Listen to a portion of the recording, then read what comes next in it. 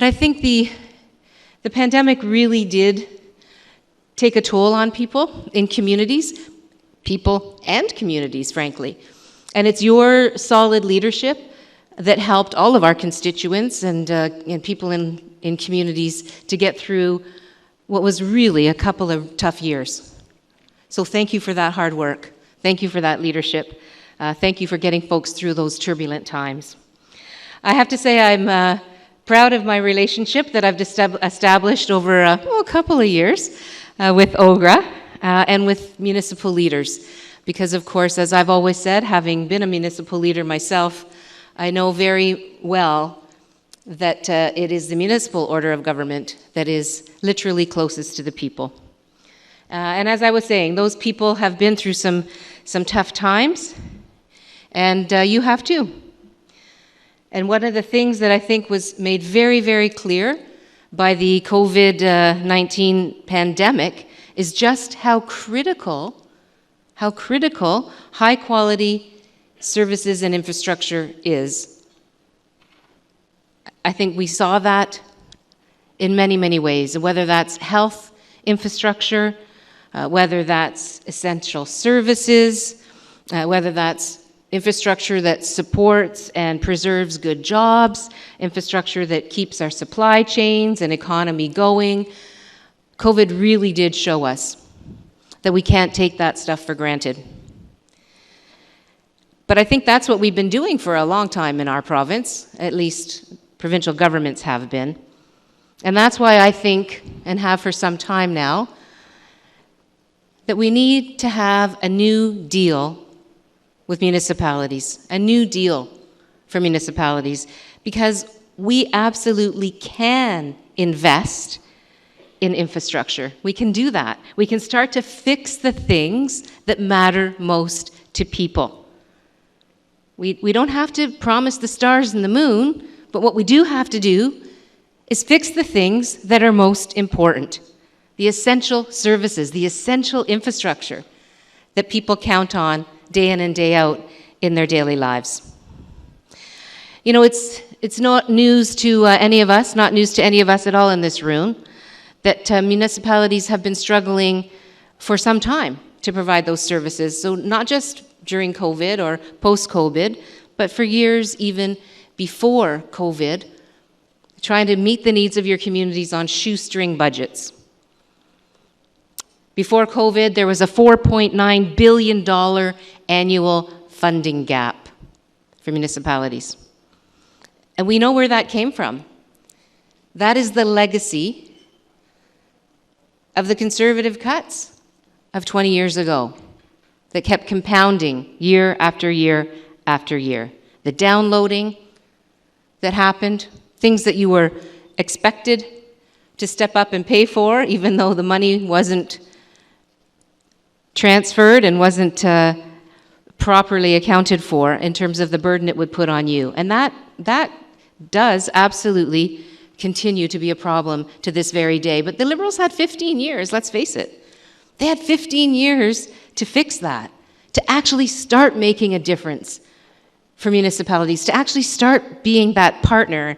And I know that you know, that partner word was bandied around quite a bit by that government, but they chose not to. They chose not to prioritize the things that matter most to you and your communities.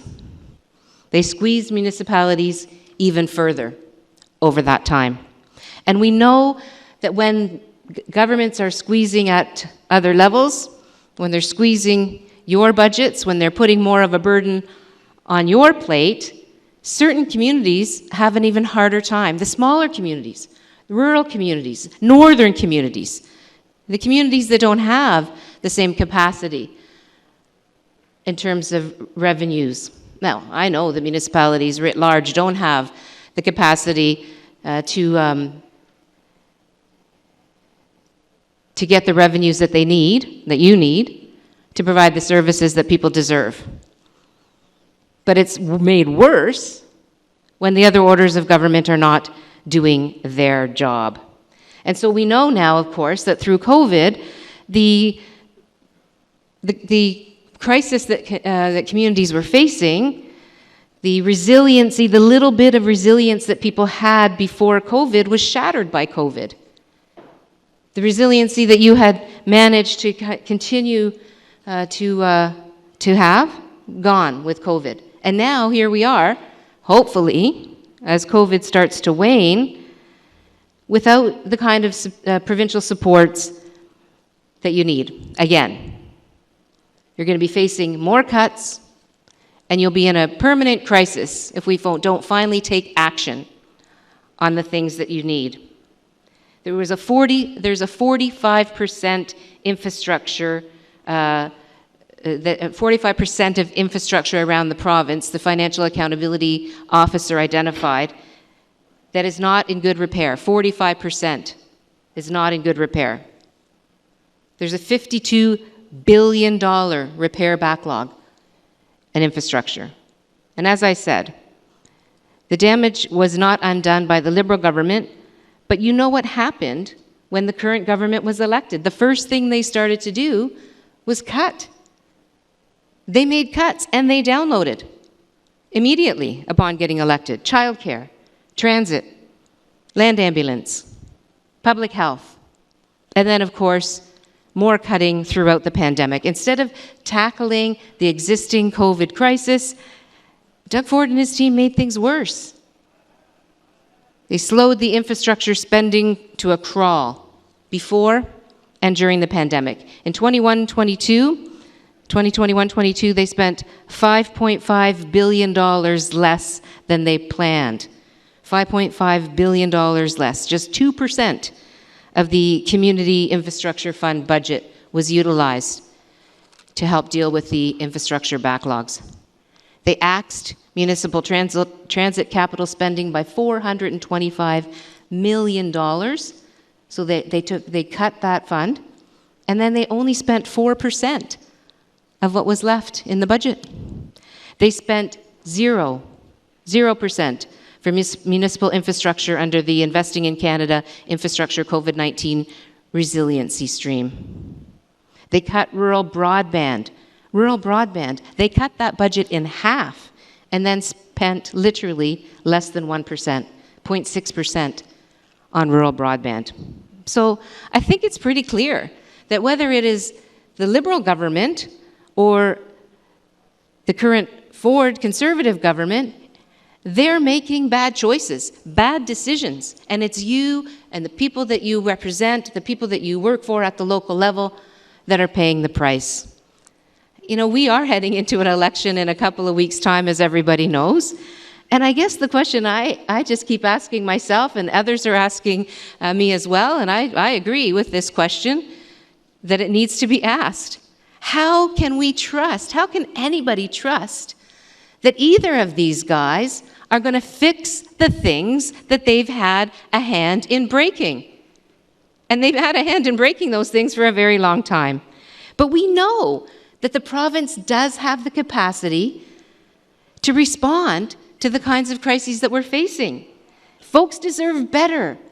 They deserve better for the services and for the infrastructure that they depend on. And we can provide better if we make that priority. And that's why I mentioned at the beginning of my remarks our commitment to actually striking a new deal for municipalities, where we actually invest in the essential services and infrastructure that folks rely on, where we work alongside municipalities with consistent, predictable funding, spending what we promise we are going to spend because we know how important those investments are to the people in your communities.